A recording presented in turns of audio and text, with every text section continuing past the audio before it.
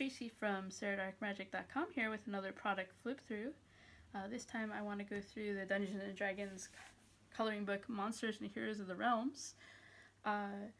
When the Adventures Online coloring book came out, I'd seen some commentary of folks that would say, oh, it's too comic-like, it's not in the traditional D&D art style, you know, why are we doing this, sort of thing.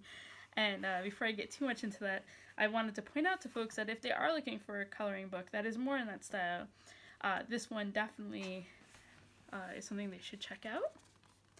I forget exactly when this came out. I've had it, I think, for a few years now. Maybe when I get to a title page, it'll tell me. But essentially, my understanding, I could be wrong, is they kind of took artwork that already existed and created lines for it. So at the back of the book, and I don't mean to just jump to the back, you can see here that it tells you the title of the, so this one's Adventurers Exploring the Moat House, who the artist is, and where it was first featured. So this one's in the Dungeon Master's Guide from 2014. Some of these are from Dragon. They're not all necessarily newer, is my understanding. But I do wonder if they had an eye towards this and asked some of the artists maybe to scan in their line art before their pieces. But I don't know that for sure.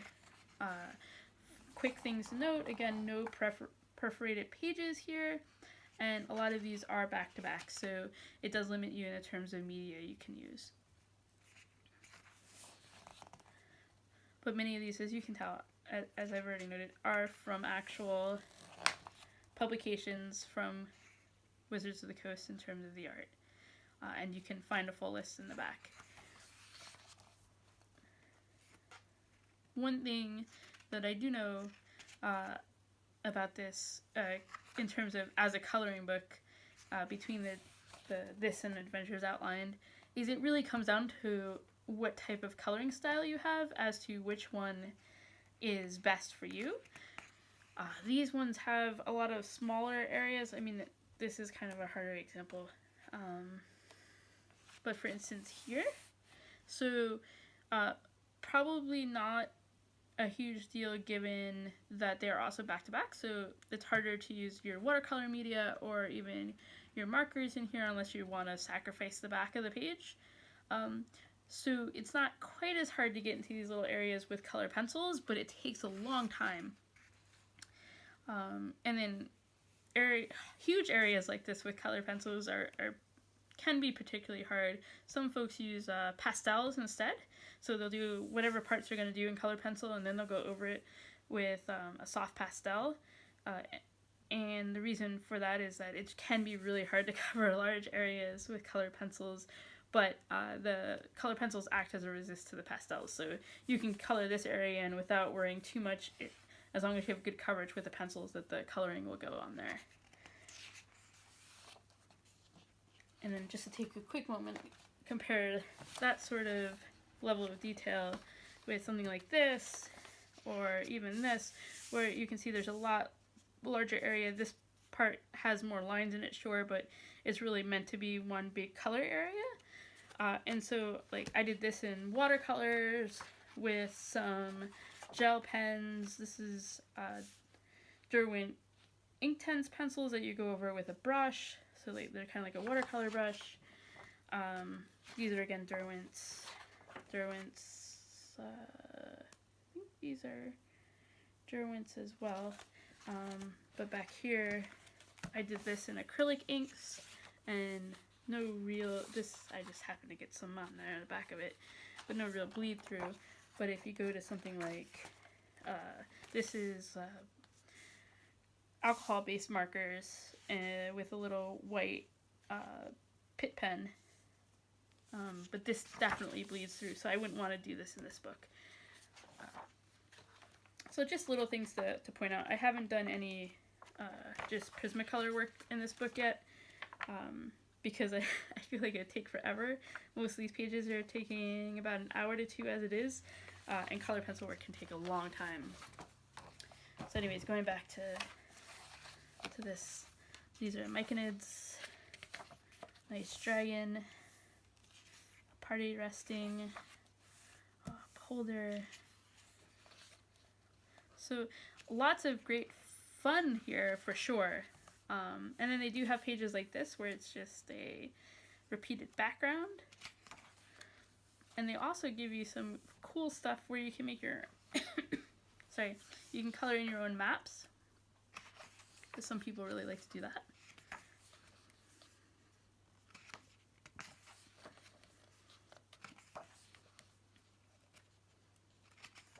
One of the things I would love is if they would offer, and maybe they do, I haven't checked into it, so, I wish more places would offer the ability to download a PDF of the coloring book, because I could then print something like this out on marker paper, and then, or even just, you know, a page that I don't have anything on the back for, and then I can use my other media on it.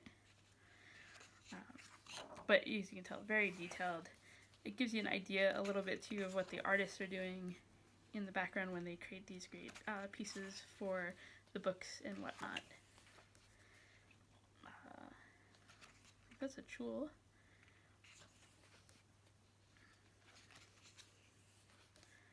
And you can tell there's slight bits of gradation in how dark it is, because this is very dark black, and then this part here is definitely a gray color in the background here.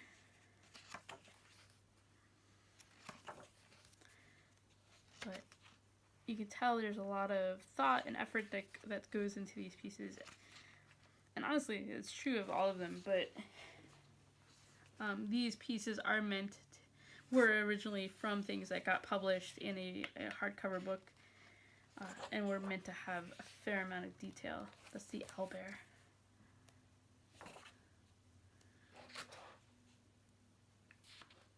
And I don't necessarily want to go through what each one of these are. I love the perspective. Like, it's clear that this one makes you more part of what's going on. It's not a rendering of, it's not supposed to be like, hey, here's what's happening in the scene. It's, you're in this scene. You happen to be underneath this guy, so you see this part, and you're looking up at them. And I like that sort of stuff in the artwork. And then again, here are the thumbnails, basically.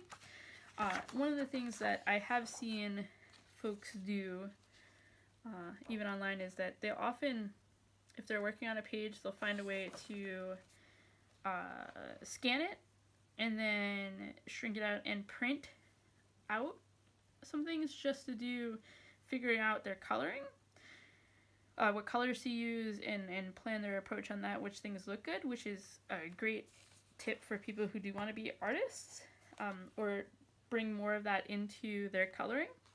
So I think this is great in terms of, you don't have to figure, if you can just copy these, you don't have to figure a way to manipulate the image and print it out. You can just print out the pages a few times. And then in the back they have examples of the artwork as colored originally.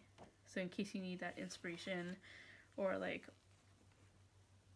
or you want to copy not exactly, but much closer to what you saw in the books, which I think is pretty cool.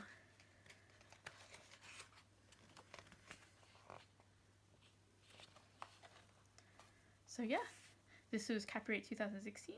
It's written by Matt Forback and Kirsty Walters. And the cartography by Dyson Logos.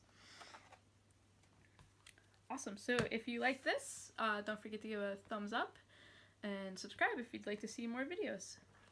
Thanks. Bye.